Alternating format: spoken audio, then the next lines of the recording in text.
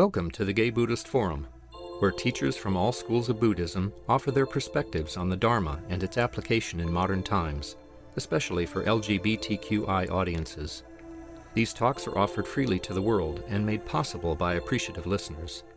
If you would like to support our efforts to share the Dharma with underserved audiences, please visit gaybuddhist.org.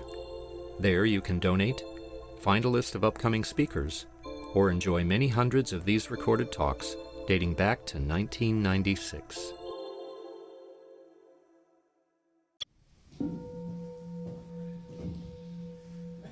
Before I introduce our speaker, it's our tradition to go around the room and say our names. My name is Roy. Stuart.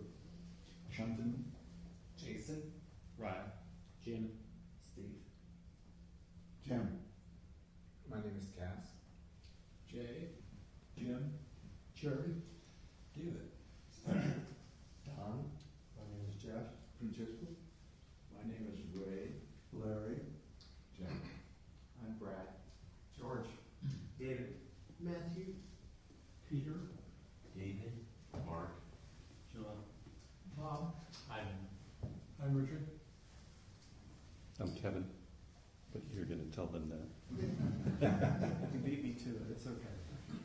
Kevin Griffin is an internationally respected Buddhist teacher and author known for his innovative work connecting Dharma and recovery, especially through his 2004 book, One Breath at a Time, Buddhism and the 12 Steps. He's been a Buddhist practitioner for over 35 years and a teacher for 2 decades. With teachings firmly based in the Theravada Buddhist tradition, he reaches a broad range of audiences in Dharma centers, wellness centers, and secular mindfulness settings. Welcome, Kevin. Thanks, Roy. Thank you for the invitation to be here again. Something that I always enjoy coming here, and particularly the fact that you meet on Sunday mornings, driving from Berkeley. It's the best time of the week to come to San Francisco. Although I was a little confused when I got here and I got out of the car. I got here, it was 75 degrees and there was a parking place right out front. I wasn't sure I was in San Francisco. Actually, I'm not sure what's good. Things are kind of upside down in the world. So, a couple things I'll mention from the marketing department of Kevin Griffin. I do have a Buddhism and the 12 Steps retreat coming up in October. It's the 14th annual. Actually, the first year we did it was when that book came out down at Vajrapani Institute. And if you're interested, grab a flyer. Also, One Breath at a Time is now an audiobook after many years. So if you're interested in listening rather than reading, that's available on audible.com. So I wanted to talk this morning about right view and maybe right intention, if I get there. But before I kind of get right into the middle of that, I want to contextualize this aspect of the teachings. So the Buddhist path, the Eightfold Path, is sometimes divided up into 3 parts. And if you pay attention to Buddhism, you know there's a lot of lists. So we got the 8, we got the 3 here. This is a good way to start. But those 3 elements of the path, they have a word in Pali, the language of the early Buddhist scriptures, Sila, Samadhi, Panya. Sila typically is translated as morality, but it really relates to how we live and behavior, we could say. Samadhi means concentration, more broadly meditation, and more broadly than that, mind training, which then really determines how we experience the world, the way our mind state is, kind of. If we are calm and peaceful, we experience the world in one way. When we're agitated, disturbed, we experience the world in a different way. So seeing that as kind of a key element of meditation is, and one of the reasons we do it is so that we can be more calm and be more peaceful and experience the world and experience ourselves as well in a different way, in a more peaceful and comfortable way. And the third element of the path, panya, is usually translated as wisdom. And this is what I would call the way we see the world. So there's the way we behave in the world, the way we experience the world, and the way we see the world. Any one of these three elements of the path can be the entryway into our engagement with Buddhism. And in the West, a lot of people got involved in Buddhism just through meditation. Before they didn't change their behavior. I can vouch for that. I started meditating before I got sober. So meditating doesn't necessarily change the way you behave. A lot of people also get into Buddhism through the wisdom door, where they read about it and they start to see the world differently. Might not have started meditating, it might not have affected the way they behave. But ultimately, all three of these intertwine, and the Eightfold Path itself is really a web rather than a linear process. All these things are intertwined. So when we start to behave differently, we see things differently. When we start to meditate, we do eventually start to behave differently, and we certainly start to see things differently. When we start to see things differently, hopefully that then alters the way we behave in the world.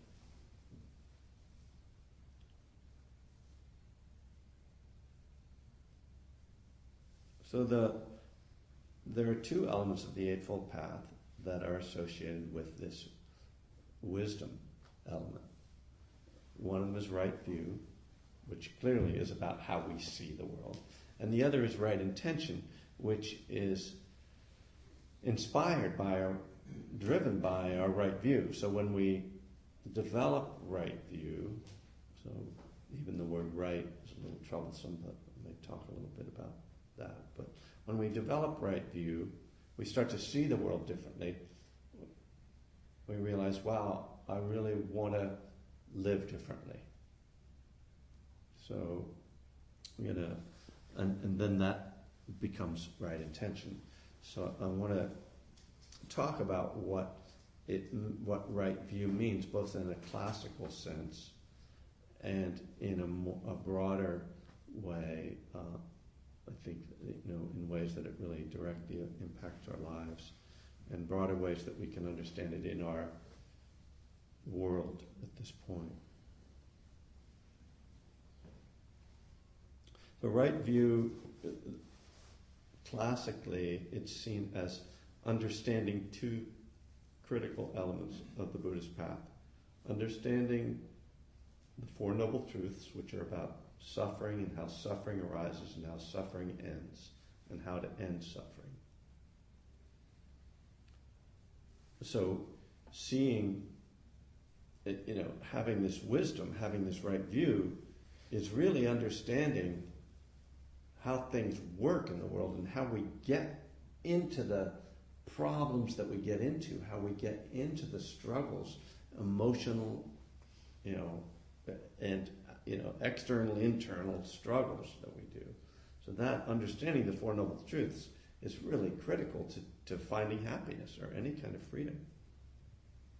And the other teaching that's kind of part of this classic understanding of right view is understanding the law of karma, which is simply the law of cause and effect. First of all, just that there is a law of karma, that actions have results, which, as logical as that sounds, is actually something that's denied by certain sort of religious viewpoints. So, not going to debate those, I don't think. But further, not just understanding that there is cause and effect, but something about what causes bring about what effects. And we could say that this is kind of the heart of the Buddha's message, that he wanted to help people to understand what they should do, both internally and externally, with their thoughts, their speech, and their behavior, what they should do in order to be happy or to be free. So that's what makes Buddhism so practical, I think, that he's presenting this path. It's not mystical, it's not about believing a belief system, it's about how to change yourself, how to change the world in a way to bring about what sometimes we just call freedom, which is such a vague term that could mean anything. But so I'd rather say happiness and a sense of peace in the world. So seeing the Four Noble Truths, having right view about the Four Noble Truths, in a way, to use the recovery language, right view is about coming out of denial. So wrong view, if you will, is thinking that if I get a lot of money and a lot of, fame, or I get the right sexual partner or the right job, that's going to bring me happiness. And the Buddha, points out that every time you get one of these things, what happens is you either want more, or it changes and you lose it. I got money, oh well, that's not enough, right? One of the studies that I love is the one that studied people across the economic spectrum, from the most wealthy to the poorest, when they were asked how much more money would you need in order to feel comfortable. Across the spectrum, no matter how rich or poor, everyone said 10%, which is just like a joke to me, because I wrote a song at one time called "A Little More Money." If I just had a little more, right? And even the poor people aren't saying, "Oh, I need to be rich. I just need a little more," right? And the rich people are like, "Well, it's not quite enough. I could just use a little more." And this is a classic example of what the Buddha's talking about, that we're never satisfied, right? As long as we have wrong view, as long as we think that that's the answer. So this persistent craving, when we see that, when we can get clear about that, there's a big shift that happens, right? We realize, oh, there's never going to be enough. I'm never going to have the perfect partner, the perfect kids, the perfect house, the perfect car.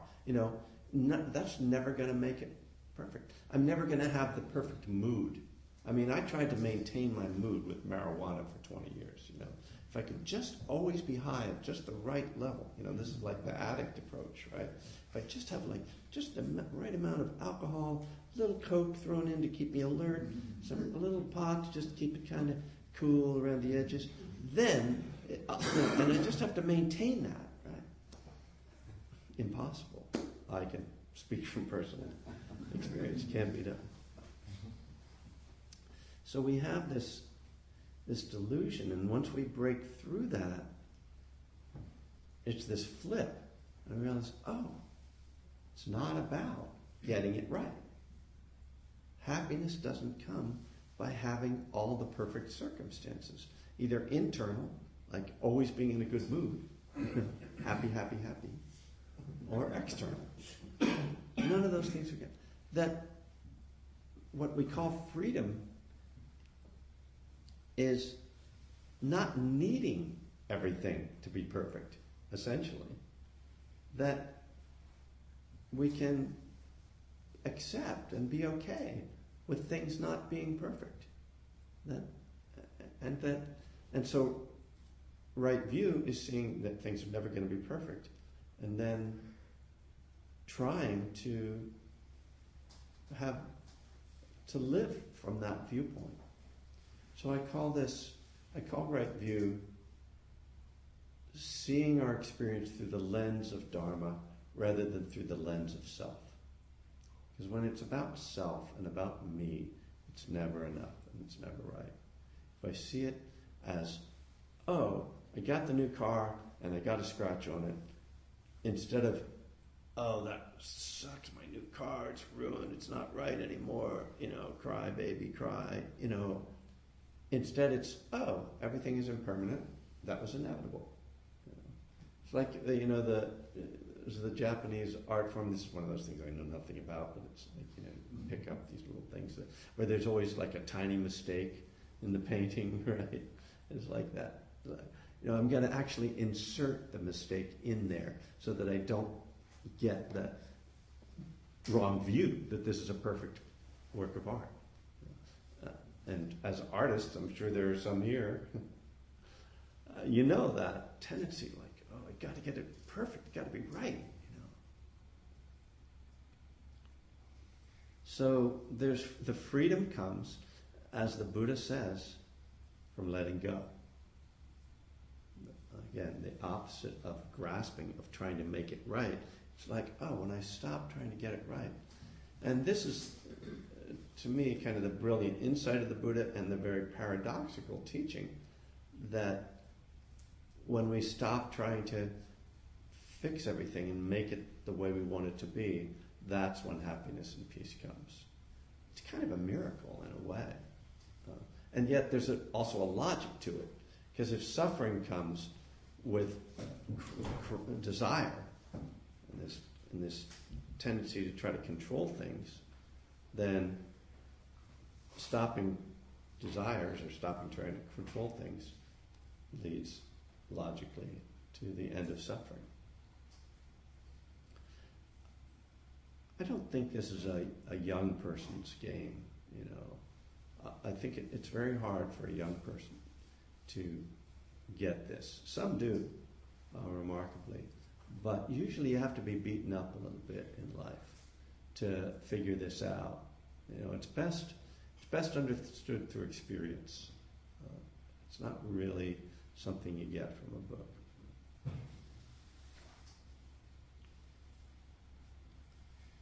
There are other aspects to Right View, and this starts to be something that we try to really broaden and look at our experience, always be bringing kind of questioning. I think the idea of investigation or curiosity or questioning is kind of essential to an ongoing experience and development of Right View. In the recovery world, we have this process of inventory, searching and fearless moral inventory. And the spirit of that is to say we need to always look at where we are responsible. It's easy to blame others and to look outwardly for the faults of the world. And the world has many faults, and everyone else has many faults. But that's not our responsibility. Our responsibility is to look at our own faults. And I've become really grateful for that approach. It saves me in a lot of ways from entanglements and judgments that are painful. Always being right actually becomes a painful stance to maintain.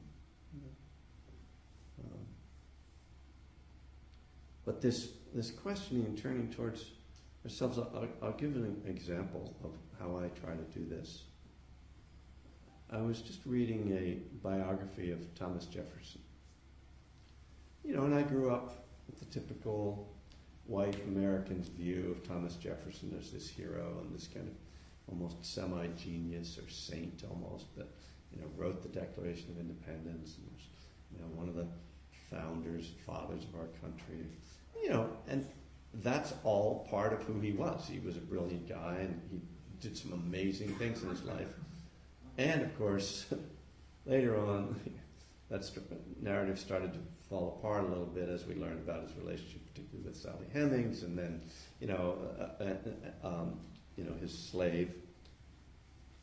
How he had all these children that were through her, and further that he had a couple hundred slaves, and here he was, the guy,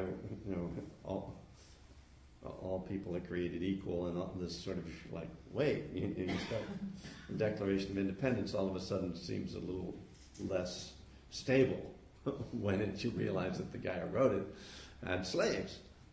And in this biography, it is saying that he actually tried to insert some anti-slavery ideas into the Declaration of Independence, and that they were voted down, and that he tried to insert some anti-slavery into the Constitution, and that was also voted down.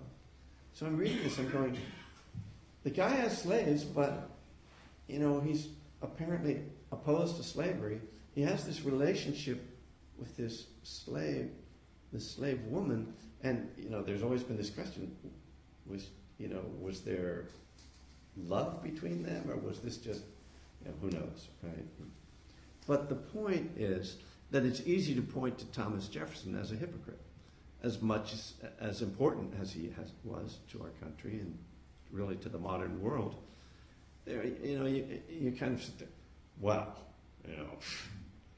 I don't believe that, I'm not like that. So I stopped and asked myself, are there any ways in which I'm a hypocrite?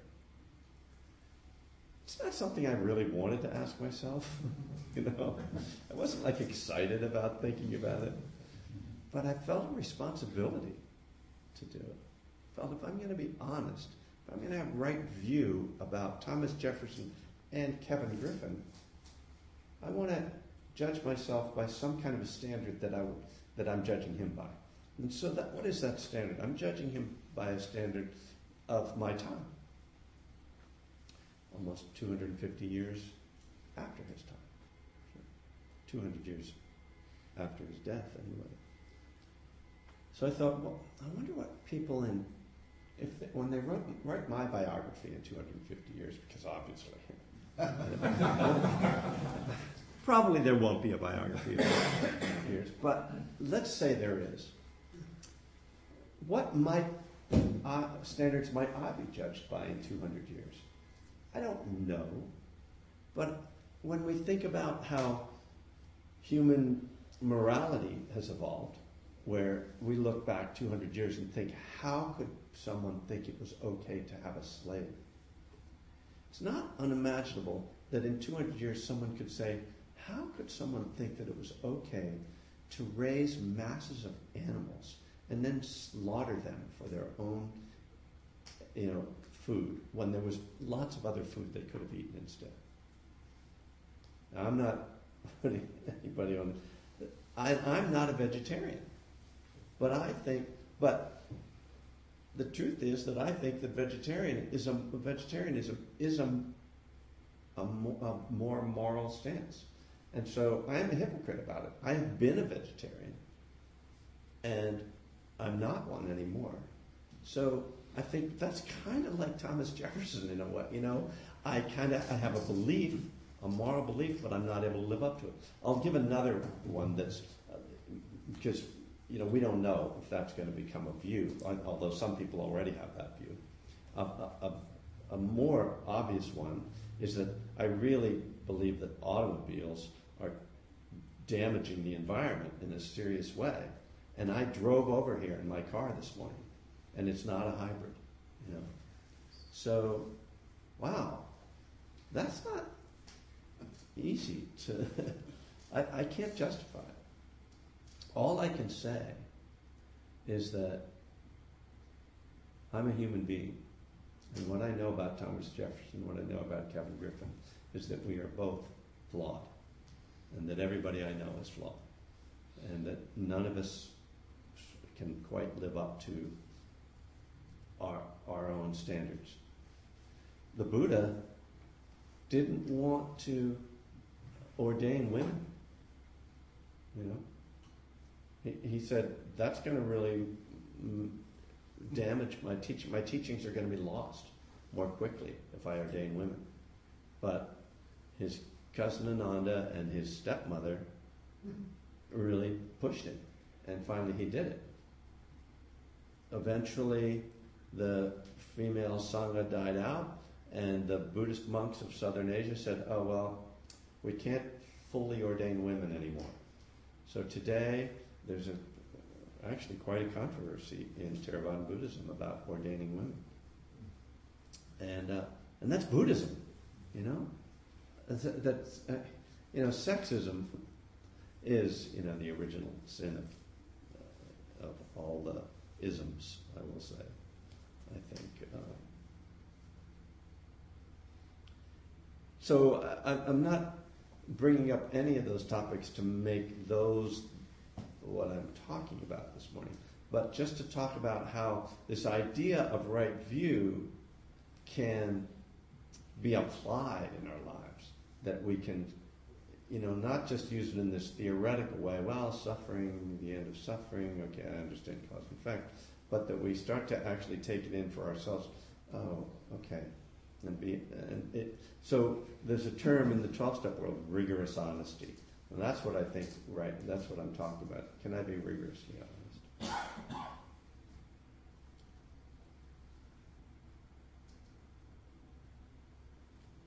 The right view includes things like remembering impermanence.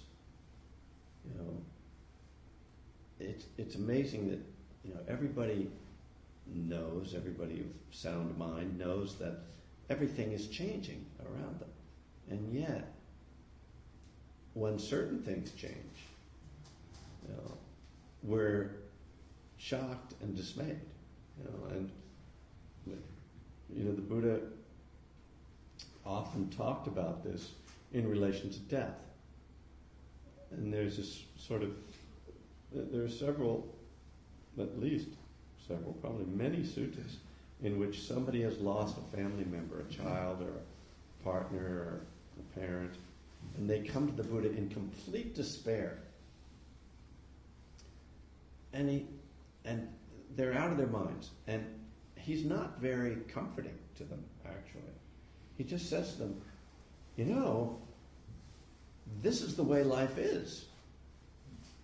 Everybody dies. Why are you going crazy about it? Life contains sorrow, lamentation, pain, grief, and despair. It's part of it. Everything is changing. How did you think you were going to escape that? And it's not that he's saying you shouldn't have any feelings about this. It's one of the things that I think is important about right view for me, is that it's not that we're expected, we should perfectly, okay, my mother died, that's okay, everything is impermanent, just let it go, it doesn't matter to me. No, of course, we feel. But it's when we kind of lose our, just lose our whole perspective on it, that it starts to sort of become really unwholesome, unhealthy. It doesn't make any sense. And the story that, and I don't know if this is apocryphal, but supposedly, this 95-year-old woman is lying on her deathbed. The doctor comes over, are you okay? Is there anything I can do for you? She looks up at him. Why me? Lady, you're 95. You got a lot more than most people did. What are you complaining about? It's like delusion. What did you think? So, it's death is sad and well, if we define death as tragic, though, what that means is that every life ends in tragedy. And that's not a very positive view of life. Every life ends in tragedy. And, what would happen if nobody died? Then we really have a problem. Talk about running out of money in Social Security. Forget about it. Overpopulation? Never mind. We'd have to kill people. We just have to say, I'm sorry, your time is up. Forget about deporting. We just well, let me move on to right intention. So as I said, as we get this view, this we start to see the world differently. We start to behave differently. This is, in the recovery world, we talk about having a moment of clarity, right? And you realize, oh yeah, like I really have a problem. Like I've been in denial. Now I have this. I realize I have this problem, and that's the moment of right view. And then the right intention is, I need to stop doing this, which is then followed by, hopefully, stopping doing it. But right intention is just the decision, and it's kind of the guiding principles that we live by. What are the things that I should be guided by? The guiding motivations, principles. And the Buddha said this was so important because he said that actually the motivation behind your action is what determines the characteristics of the results of your actions. So let me see if I can make that clearer. So your intention is what determines the results of your actions more than the actions themselves. Just a little hard to take unless we start to think about, let me see if there's some good examples of this. Well, the classic example is if you hear that someone's had their chest cut open with a knife, you might think, oh my God, that's terrible, they were attacked.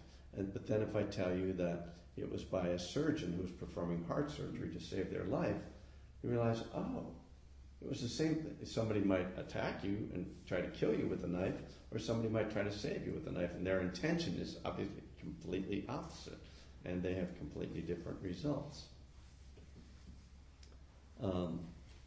A subtler example of this, for me, is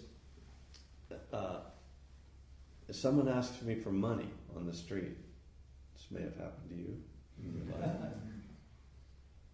And you just want to get rid of them, so you give them some money and walk away. And so you walk away and you feel a certain way. And I'll say, that's the emotional karma from that action. There's a result. You've taken an action, but the intention behind it was to get rid of this person. And you kind of walk away with an icky feeling. Or someone asks you for money and you look at them and you see that they're really suffering. And you see what we call dukkha, right? You see that they're down and out. You don't assume that they've always been homeless. Part of right view is realizing, people who are homeless once were home full. They've lived, they had parents, they were raised, that this is where they are right now. It's actually a temporary situation. It might be the way it is for the rest of their life, but it's not something that's always been there. And out of a sense of compassion, you give them $1. You walk away. Totally different. Same action, totally different result for you. And I would say as well the effect, that when we treat someone as a human being rather than an obstruction to getting to the sidewalk, that they are affected very differently. So, and I've done both, and I do both, it depends on my day. And sometimes I don't give anything, so I'm not trying to at all prescribe something here. Because there are actually some homeless advocates who say don't give money to homeless because you give them food or support a homeless center because they'll just use it on substances. Don't know. But this idea, what I'm getting at, to come back to this topic of right intention, is that intention is really important because it's not just like, oh, it's a nice thing to have a nice intention, I should be a nice person. It really determines the direction of our life. If your intention is to get rich, you can probably get rich, but when you get there, where are you going to be? What are you going to have? If your intention is to be a loving, generous person, and you become loving and generous, or I guess you could just be loving and generous without having to get somewhere. Easier than getting rich, actually. What do you get? We can see there's very different intentions. And, a loving and generous person might get rich too. I mean, I guess a person who wants to get rich could get loving and generous too. Hopefully, when they get rich, they'll start to be generous at least. So, what did the Buddha say was right intention? This is something that, if you want to know this path, it's like, okay, what am I supposed to do? Tell me. And so there are three qualities, he says, that, at least one of these should be behind every one of our actions. The first, he calls renunciation. Now, he's talking to monks, so it's a pretty strong term, but I think it's better understood just as letting go, and that's not even primarily, I think, about letting go of material things, but letting go of anger, letting go of greed, letting go of judgments.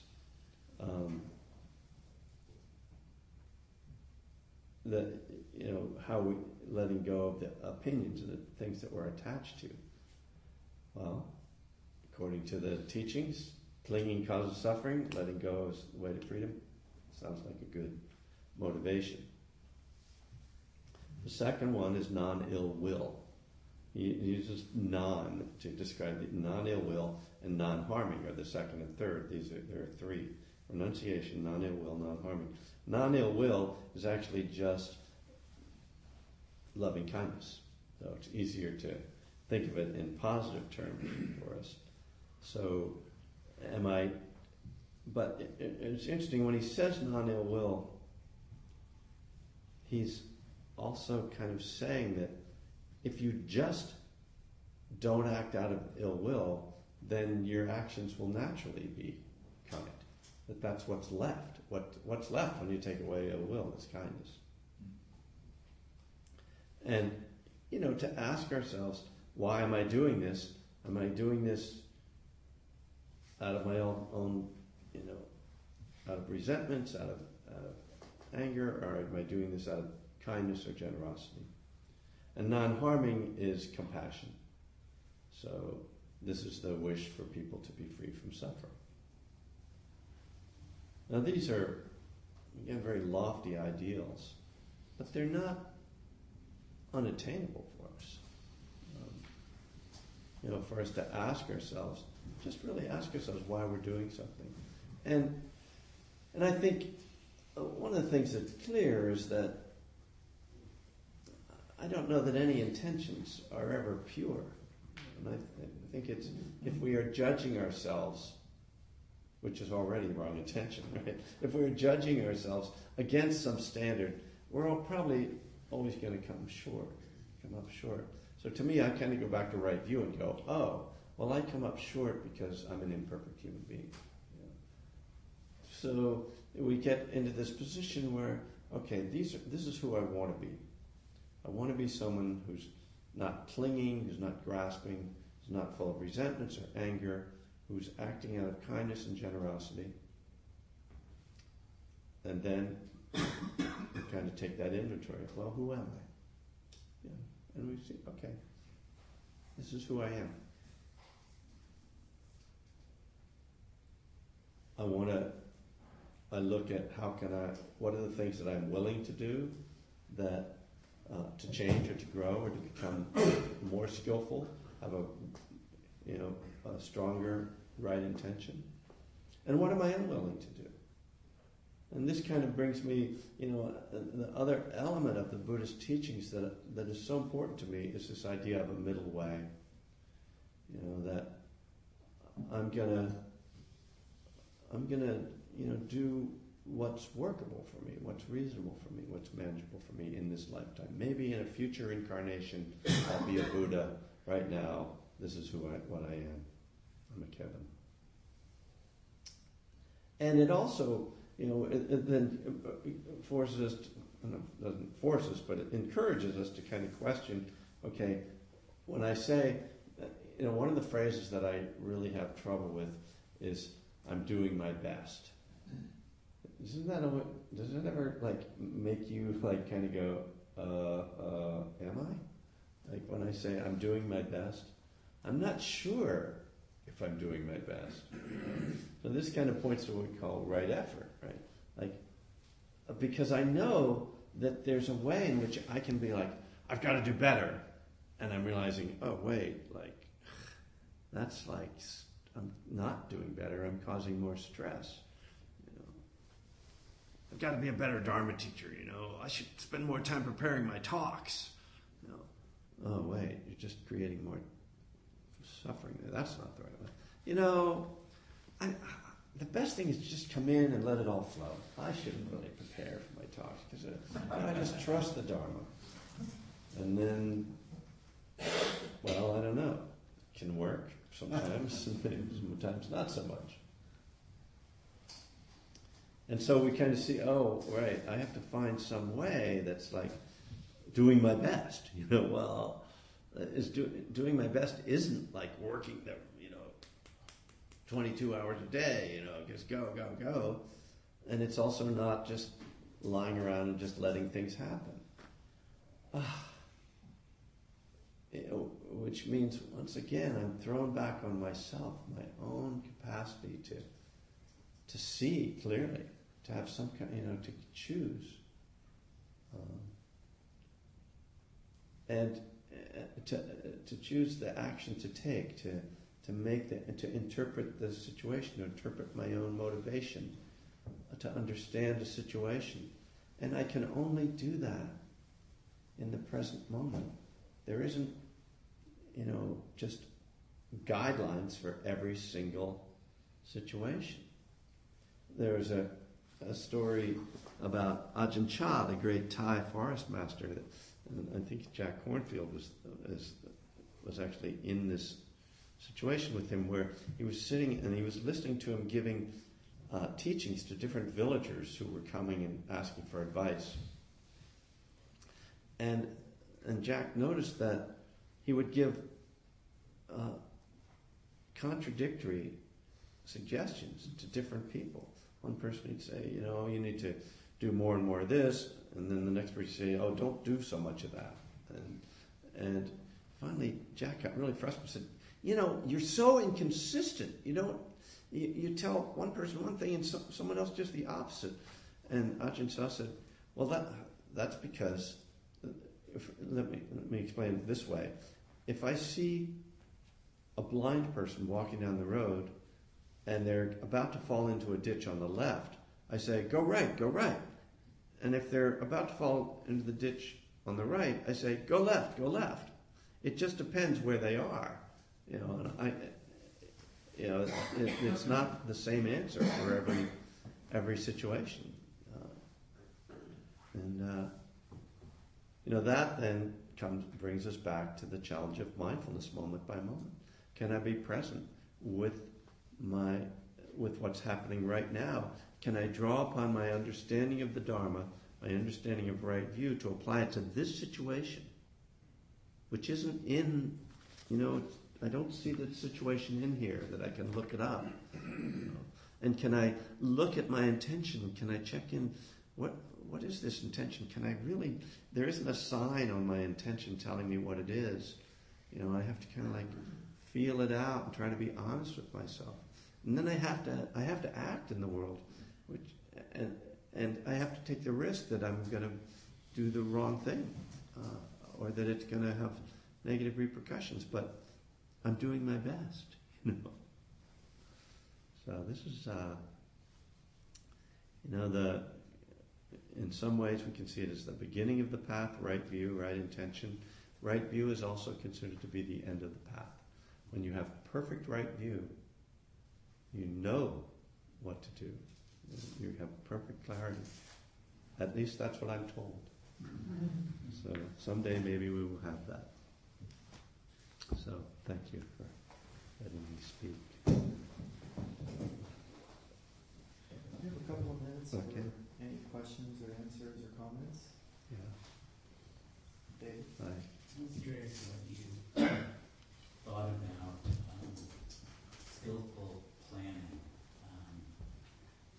That idea that you can do nothing because the future is uncertain, Right. or you can do something, and trying to find the middle way of doing something without getting lost into an unknown future, or so. Yeah. Yeah, I think that when planning, we understand that this is going on in the present moment. It is not, I am not creating the future. And yet, it's foolish if I don't plan. Now, this is kind of balancing the absolute and the relative. The absolute is, don't know. Everything could change. The relative is, yeah, but if I don't have a ticket, I'm not going to be able to get on the plane. So I take care of that, knowing that the flight might be canceled. And it's all about how do I handle this moment. So in this moment when I'm planning, how do I feel? Am I like fearful, anxious, and feeling controlling? Or am I just kind of going, okay, this is my plan, and thinking it through clearly. This would be it would be nice if things played out in this way, so let me set it up that way. And then when I get to that situation and things don't play out that way, how do I react in that moment? Do I go, oh my God, all my plans are out the window, this sucks? Or I go, oh, right, everything's impermanent, everything is unknown, this is how it is, now I just make a different decision. So that's how I see it. It's all about how I am in the present moment, in this moment and in that moment, and in the moments in between.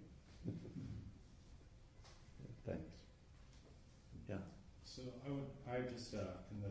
talked about recovery, and there's lots of times where it feels like the right choices or right action, there is no right action. If you're being asked by, an addict, for example, to do certain things, right? The Buddhist tradition is very much like we give, we want to alleviate suffering, perhaps, but there are some real tricky places where actions might not seem like you're going to get definitely not a good feeling no matter what you do in response to certain things that come up. Yeah. I just wanted to hear your thoughts on that. Yeah. I often get approached by parents of addicts who are trying to figure out what to do for their child. And it's true that sometimes it's necessary to do what looks cruel in the present moment in order to hopefully bring a more positive result. And the Buddha, he did stuff like this, and particularly around speech. Like he could use very strong speech. He wasn't always like, oh yes, it's all cool, it's just meditate. He could really confront people and challenge people when he felt they needed to be. It's heartbreaking, but we have to think about really how this is again how cause and effect really works. Because ordinarily you think, when you give something to someone, it helps them, right? But it's like giving the money to the person on the street. Maybe that isn't helping them, and supporting, your addict child, and saying, oh yeah, you can live in the in-law unit. That's okay. They're 35 years old and they've been on the street. And you don't want to throw them out on the street, but that. We call it enabling, right? That as long as they don't have to face the consequences of their actions, they're not going to take responsibility and they're not going to change them. This is when people who do make it in recovery make that decision when they see the consequences of their actions. So it's just the heartbreak of it, but there's really no other. And there's not, again, like a rule book for when to do that, when you should take care of them and help them and try to get them into treatment. And when it's just time to say, we've helped, we've tried, it's time that you have to. I don't know what. It's about all I can say. There isn't an easy answer. Is there a situation you're dealing with like that? Well, I think as gay men, we certainly have run across lots of people that might, just what you were describing, just want momentary fix, ask for money, ask for a place to live, whether or not it's a friend or an ex-partner or whatever. And oftentimes it feels like the choices that are left to you are ones that increase your own suffering, no matter what you do. Yeah. And it's very difficult. You want to help, you want to do things, but you're left with these hard choices that, at least for me, it's been the last few years like this. And I'm just still kind of haunted by having to turn people, like one particular person in particular, away because they weren't going to deal with their stuff. Yeah. And so it's been, and then so yeah, that's pretty much it. I mean, you understand. No, it is heartbreaking. There isn't like some happy outcome in the short term. Potentially there is in the long term, and it's amazing to me sometimes people who do make it. I will say that, there is the rather than turning someone, the choice between turning someone away completely or taking care of them, the in between is, I'll take you to a meeting, or there's a treatment place that you can get some help. Let's call somebody. People obviously, someone who's not ready isn't going to want to hear that. But the way that some people will reach a compromise is say, okay, you can stay here if you don't use, and if you start working a program and you start looking for a job, and you set boundaries. In other words, that's one way to not, if it's viable, to not have to just kind of go make it a binary choice. Kind of put it on them. Yeah, you can.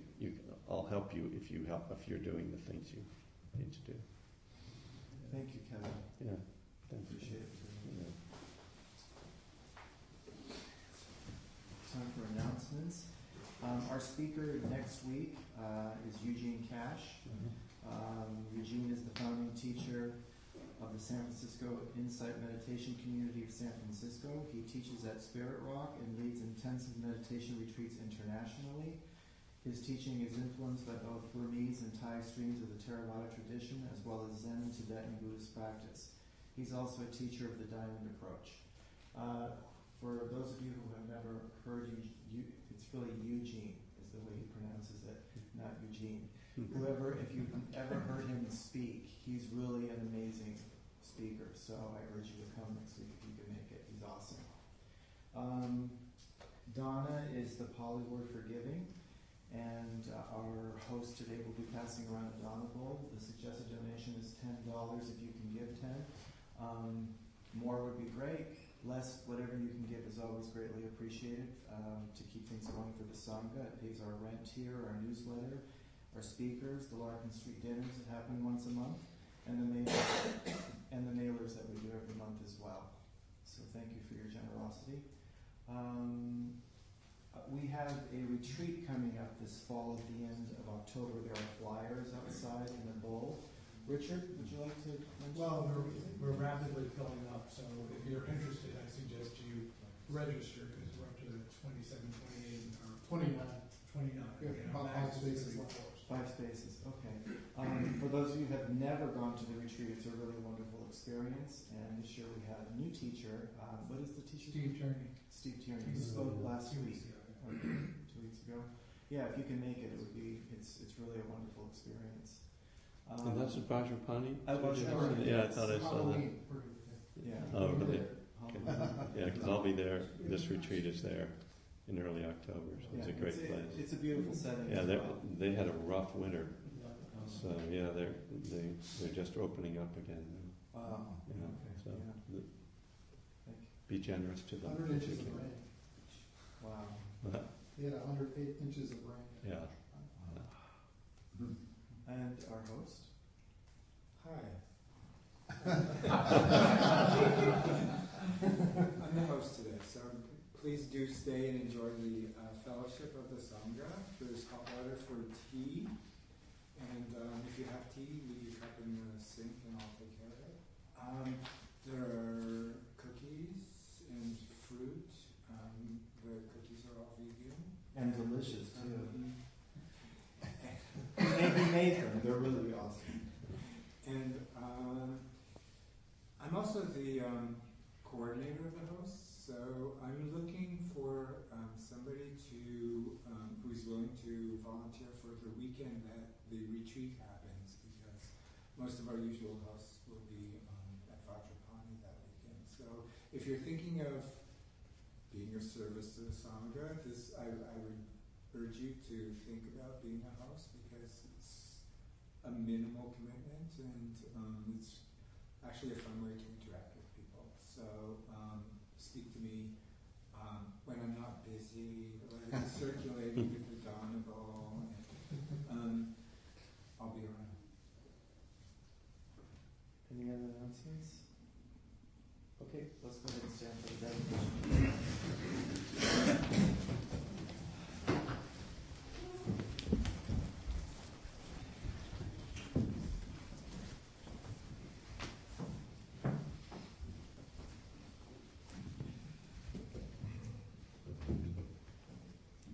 By the power and truth of this practice, may all beings have happiness and the causes of happiness.